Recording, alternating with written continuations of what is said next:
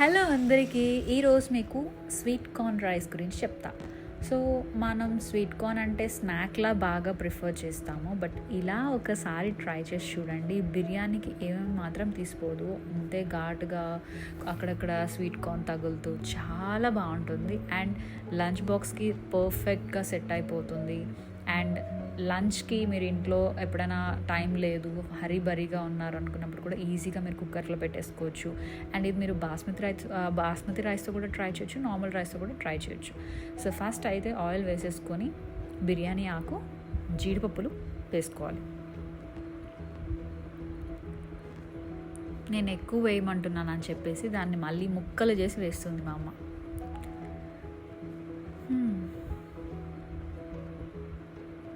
అయినా మళ్ళీ అడిగా, ఇంక వేయాల. కొంచెం బిర్యానీ మసాలా,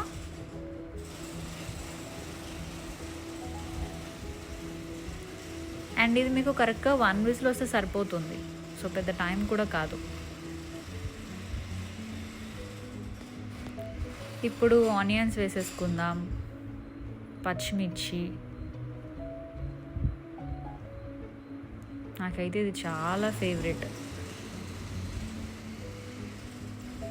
అండ్ మనకి నైట్ లెఫ్ట్ ఓవర్ రైస్, మన కుక్కర్లో కాకుండా నైట్ మిగిలిపోయిన రైస్ అది కూడా ఉన్నా కూడా నార్మల్గా మార్నింగ్ కూడా మనం ఈజీగా ఈ స్వీట్ కార్న్ ఉంటే కూడా చేసేసుకోవచ్చు అనమాట. చాలా ఈజీగా క్విక్గా అయిపోతుంది. సో ఇది మంచిగా వేగాలి ఆనియన్స్. సో మీకు లాస్ట్ వీడియోలో నేను చెప్పినట్టు గుర్తు, ఏదైనా సరే మనం ఆనియన్స్ కానీ ఇవన్నీ వేసినప్పుడు కొంచెం మంచిగా వేగనివ్వండి, కొంచెం టైం ఇవ్వండి. సో అప్పుడే మనకి అరోమా కానివ్వండి, ఆ టేస్ట్ అనేది బాగా వస్తుంది. హడావుడిగా మనకున్న ప్రెషర్ అంతా దాని మీద చూపించలేము కదా. సో అందుకని సో స్వీట్ కార్న్ వచ్చేసింది. సో ఇది మీకు ఎక్కువ కావాలంటుంటే మీరు వేసుకోండి, బట్ మేమైతే ఆల్మోస్ట్ ఇది ఒక 2 మెంబర్స్ తగ్గట్టు మేము వేసుకుంటున్నాము. అంటే కంప్లీట్గా ఒక కార్న్ మొత్తం కాకుండా ఒక హాఫ్ కార్న్ అయితే వేస్తాం. ఇలా ఉంటుంది.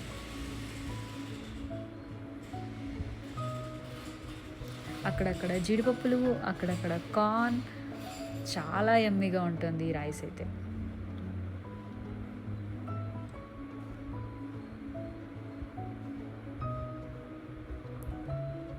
ఇది ఈజీగానే కుక్ అయిపోతుంది కార్న్.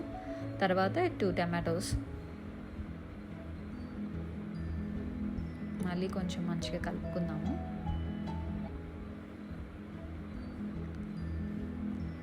అండ్ ఇంకా ఇలాంటి చాలా ఇన్స్టెంట్ రెసిపీస్ కోసం ప్లీజ్ సబ్స్క్రైబ్ చేయొచ్చు కదా. And like, comment and share కూడా చేయండి.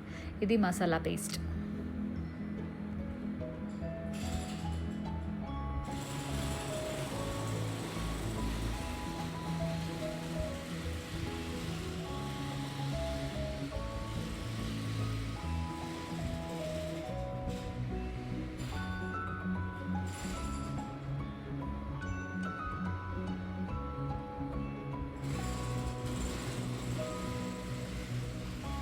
ఇది అంతా ఆల్మోస్ట్ మనం లో ఫ్లేమ్లో వేసుకుంటే సరిపోతుంది.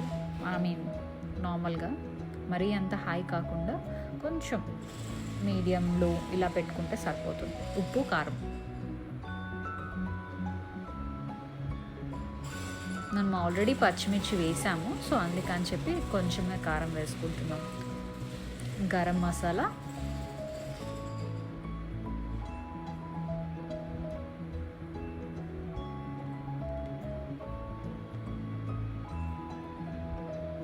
అండ్ బిర్యానీ మసాలా, బిర్యానీ పౌడర్ అది. సో మళ్ళీ అన్నీ మంచిగా మిక్స్ చేసేద్దాం.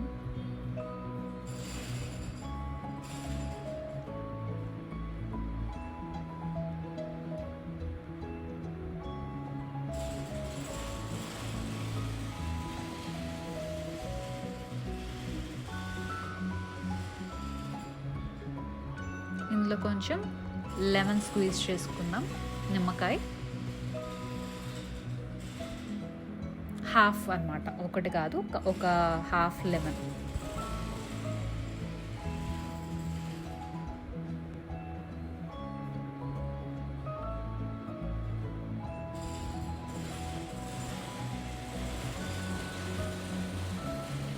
ఇలా ఉంటుంది.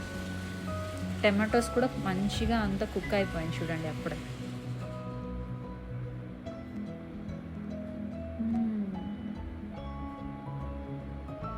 ఇప్పుడు ఇందులో మనం రైస్ వేసుకోవచ్చు.